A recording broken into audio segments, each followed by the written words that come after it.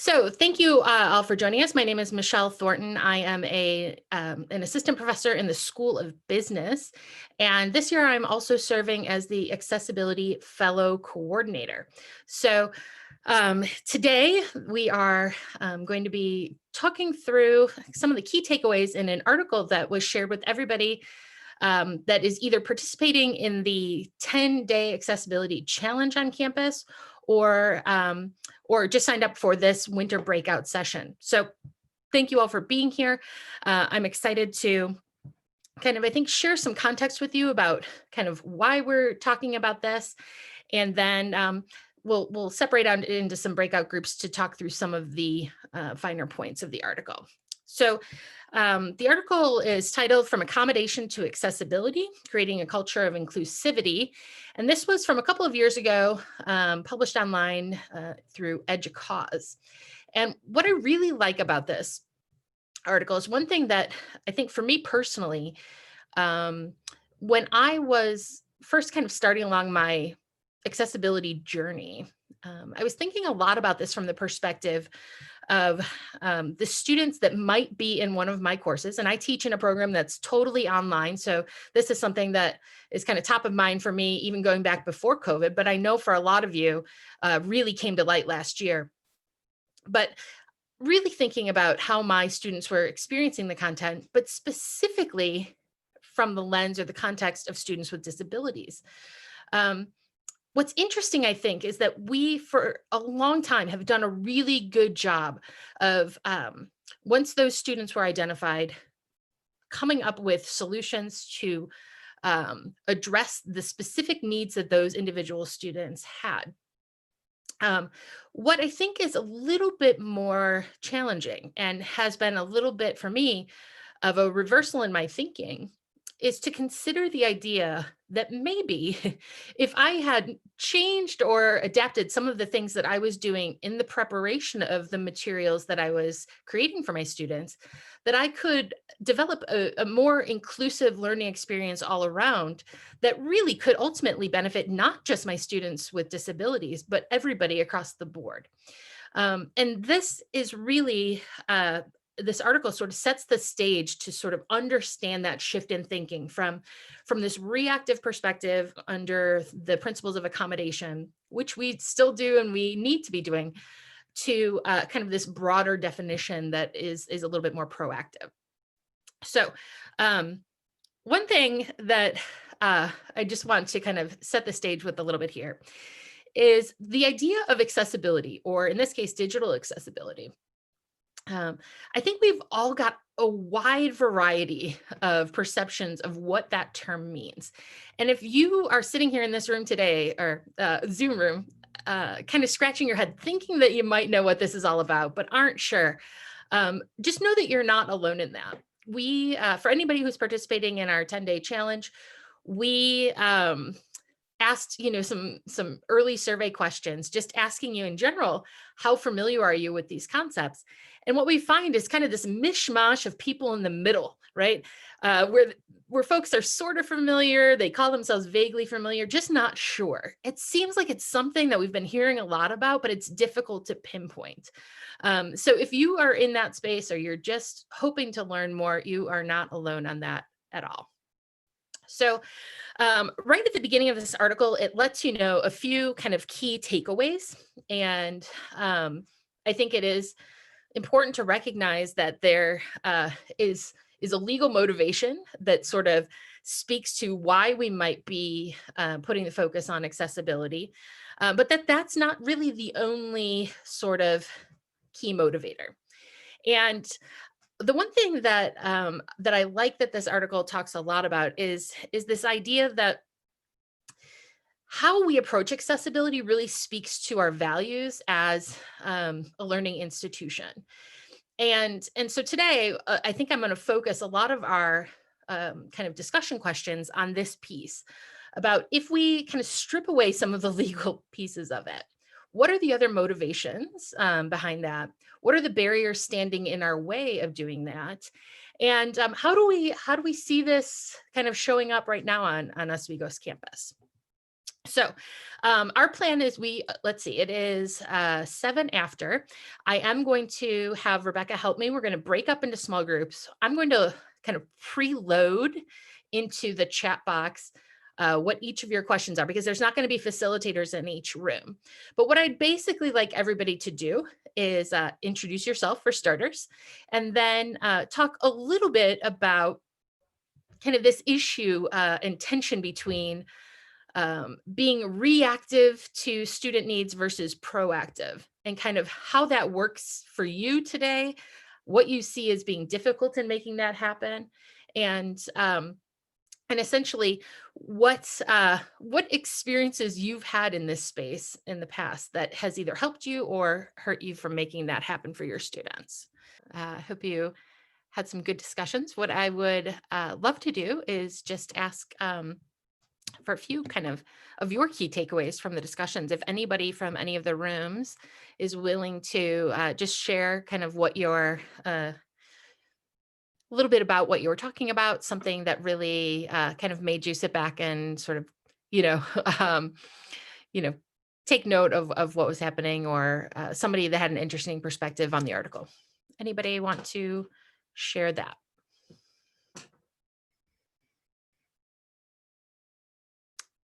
Jean, do you have your hand up? Well, I think you're on mute. We can't hear you. Yeah, I got it. Just had to reach for the mouse. Our group talked a lot about making PDF files accessible, and that in upper division courses, you can have journal articles and things to go with it, or book chapters that are supplemental reading.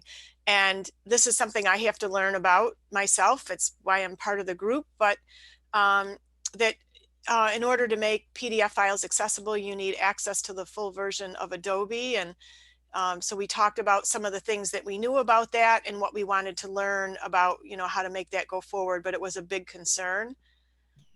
Or, we talked a lot about making PDF files accessible. Yeah, I think that PDFs are definitely one of the sort of thorns in everyone's accessibility side. They are one of the toughest pieces of this. We do have a PDF session during winter breakouts coming second week.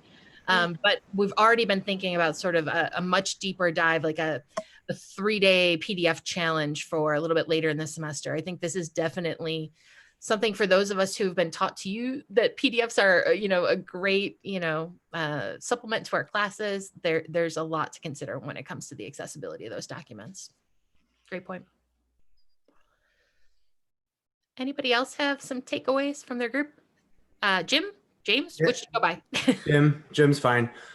We spent a significant amount of time talking about the barriers of like the right to access as far as internet capabilities for people, and rural access to internet and internet speeds, and that affects the way certain designs can be implemented, from like a web design or a information science perspective. If somebody, it takes them, if they're on 3G and they're watching the wheel spin, what may work really good for somebody in a high-speed internet area doesn't work as well for somebody that's not. So that's a major barrier that we kind of spent a while discussing.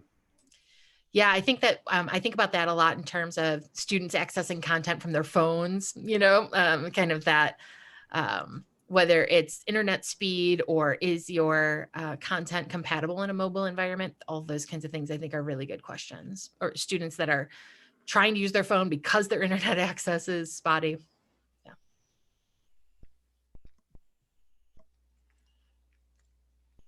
Any other thoughts? I'll just pipe in. This is Julie.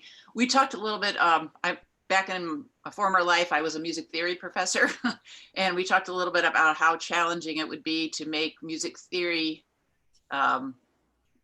look accessible to students, because it's all symbols and equation-like things, very mathematical. So yeah, that was something I raised. And then Tom was talking about how he teaches accounting and lots of spreadsheets and things. And we were just wondering how how difficult it's gonna be to make those accessible. Yeah, great point, Julie. We have recognized that definitely math and formula equations. This is a tough part. We have a deep dive session on that next week as well. We do have a resident expert, one of our fellows. I think Casey actually might even be here, but I'm not sure, but is giving that session. But I think that we're just starting, like scratching the surface on exploring some of these other areas. One of our fellows this year is a professor in the music department. And I think that there's a lot of really interesting questions about how accessibility shows up in some of those other areas that we haven't really spent much time digging into yet. Sure. Our room ended on a really interesting point about the intersection around mental health and accessibility. I'm not sure if either Emily or Scott, if one of you guys wants to, if you could share with this group a little bit about what your thoughts were there. Yeah, so Scott brought it up in our group, discussing the link between mental health as far as ability and disability. So some people may self-identify as having mental health issues that might prevent them from performing as well in class. And so this is something that I'm looking forward to learning more about as part of the accessibility fellowship, is how we can integrate the two. So Scott, I can't see you in the gallery view. I don't know where you are. Oh, there you are. So if you want to add more to it, feel free. I was just saying, I used to work with students in the transfer center, and now I work with students in the EOP office. And just working with students, some of their struggles, even if they didn't have a disability of anything else, sometimes their academics were suffering. And the reason was because they were going through, personal issues or anxiety issues. And so what could we do to help resolve those before they can focus on their actual academics? So I had one professor who, he was like, as long as, I was able to get this student to turn around within 2 weeks, and once she was back on the game, then she did fine. So just trying to resolve some of those issues to help them out.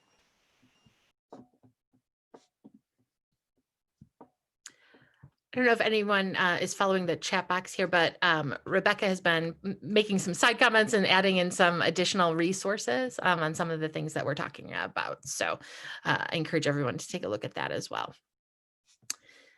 Any other thoughts or key takeaways from the rooms that you were in?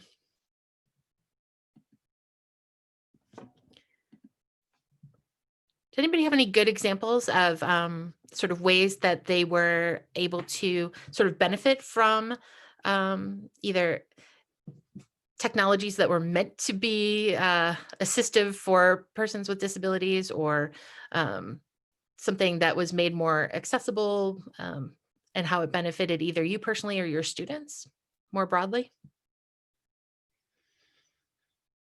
Catalina has her hand up. Oh, yeah. Hi. Just moved over. Go ahead, Kat. Hi.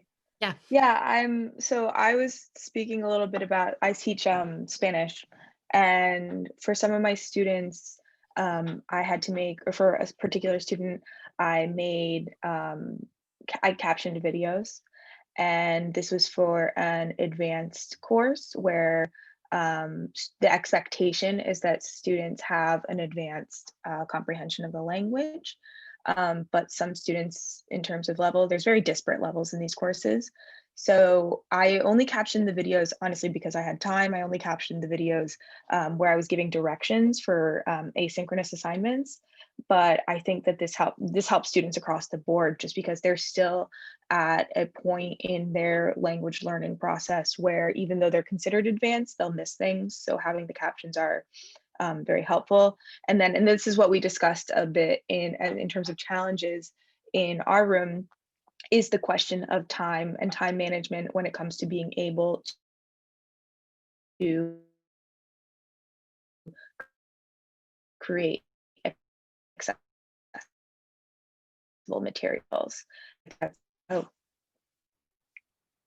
I'm having a bit of a with my Wi-Fi today.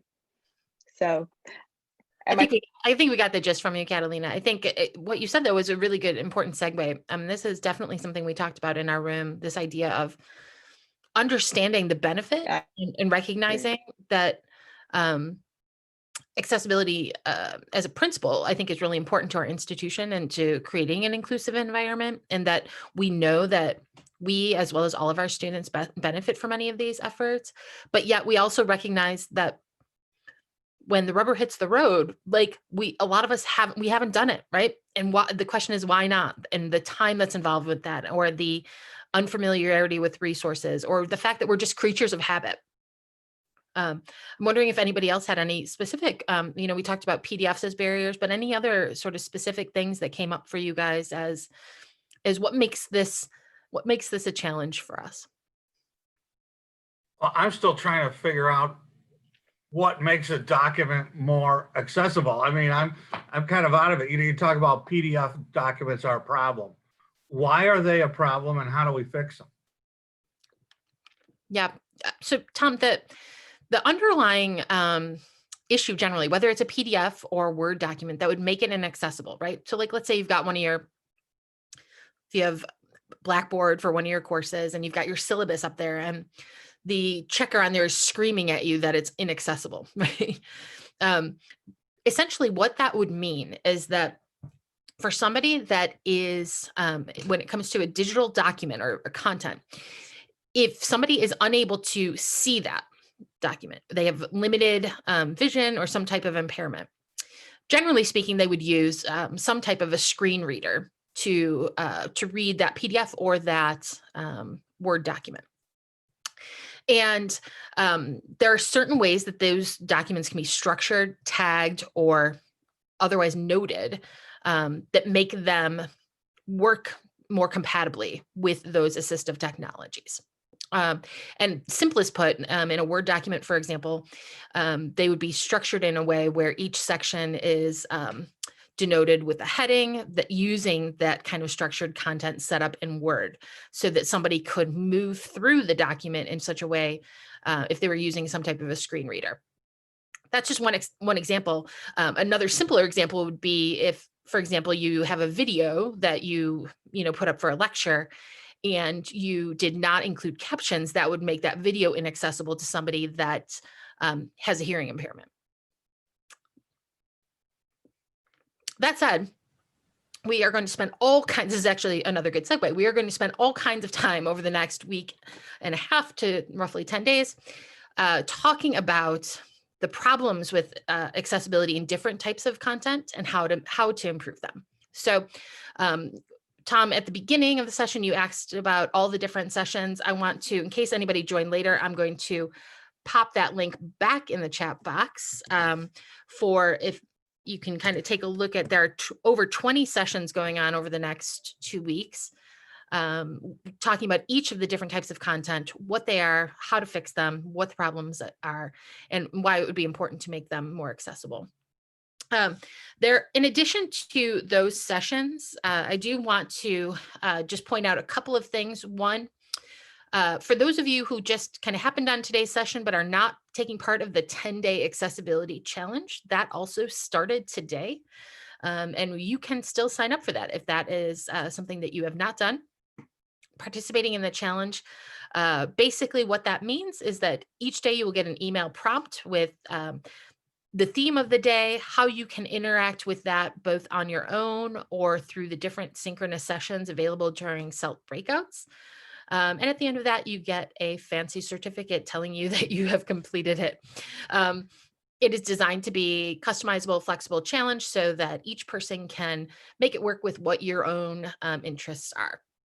As part of that challenge, every day at 2 p.m., we have an accessibility drop-in session, which is being manned by members of the accessibility work group and former fellows, where you can come bring your one-on-one issues. So if you have a problem with a PDF or you have a problem with a Word document, something specific that you want some guidance and help on specifically with your situation, please join us for that. You don't have to sign up. You can just pop in. What I will also mention is that the next upcoming sessions are tomorrow morning.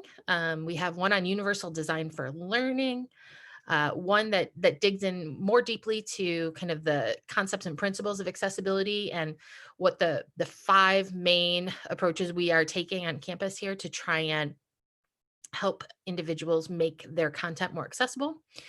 And then finally, I'm doing a session on Blackboard Ally, which is one of the best resources for any of us that are using Blackboard to teach in to help make your courses more accessible. So that's what we've got coming up. You also have the ability to reach out to me, Kate Percival, Rebecca, any one of us that is part of the accessibility work group, and we are happy to answer any questions or help out with additional guidance. Does anybody, before we wrap up this discussion session today, anybody have any questions for us about the challenge or anything that you read, anything further that you need some assistance with? Do you have to participate in the challenge every single day? Great question. No, I mean, the reality is that it is self-directed. And let's say if you are a political junkie like me, you've got next Wednesday set aside for all things inauguration related, and you're skipping that day, that is fine. The emails and the material are all going to be sort of like evergreen and available to you, even if you skip a day and you want to come back to it later. The reality is we're not going to be checking up on anybody to see if you've spent time each and every day during the challenge to make sure that you participated.